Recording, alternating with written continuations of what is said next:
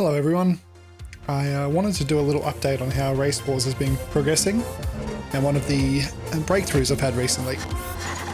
I had taken a few months off developing because I hit a big roadblock in the physics engine. I couldn't get it to do what I wanted it to do.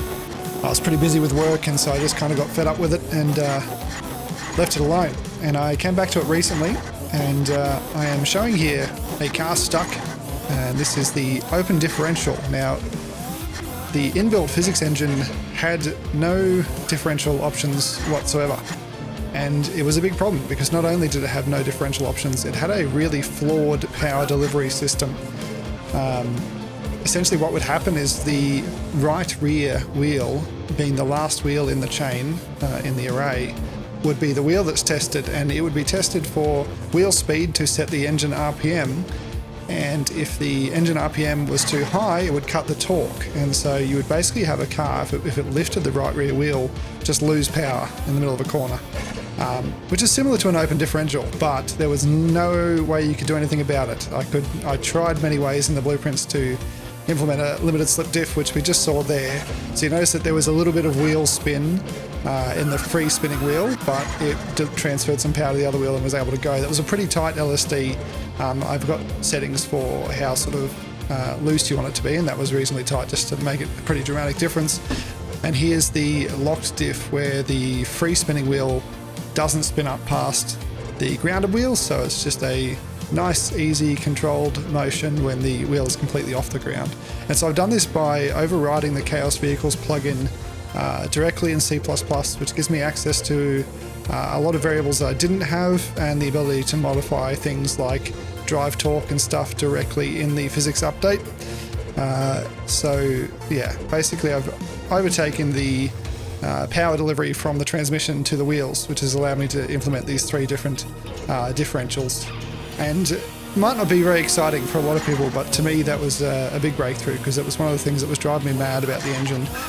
One of the other benefits, which I'm about to show now, is that I am able to remove the weird bug where initially, if you're in first gear, for instance, with a high-powered car and you floored it, as I'm doing now, there'd be a bit of a loss of torque would just randomly happen, and it wouldn't actually reach, the rev limiter.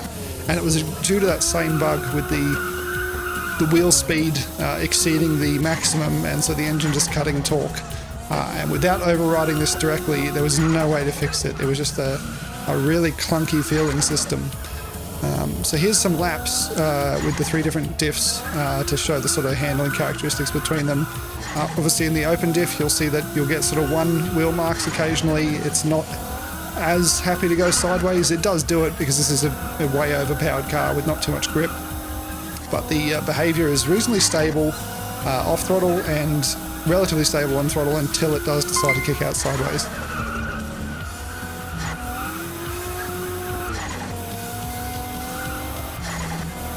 So the Rev Limiter is also something I was able to implement a lot better directly in C++ in the plugin versus the blueprint method I'd made before. It still needs a little bit of work. And so here's the LSD driving around. Again, you'll notice it's a little bit happier to kick out sideways on throttle. A lot more than the open diff, but a little bit unstable off throttle, this one, I find, because it's at the big snap between locking and unlocking. It's a one-way LSD, this one. And then when we go to the fully locked diff, we introduce a bunch of understeer naturally, because it's, wanting to push the car forwards. One of the other things I was able to fix by doing this was being able to stop wheels spinning in free air in the default physics engine. Basically, when you ended up on your roof for some reason, the wheels would just spin out of control. The engine would free rev and then sort of get no torque and just sit there, and you couldn't actually brake any wheels whatsoever. So that is fixed as well.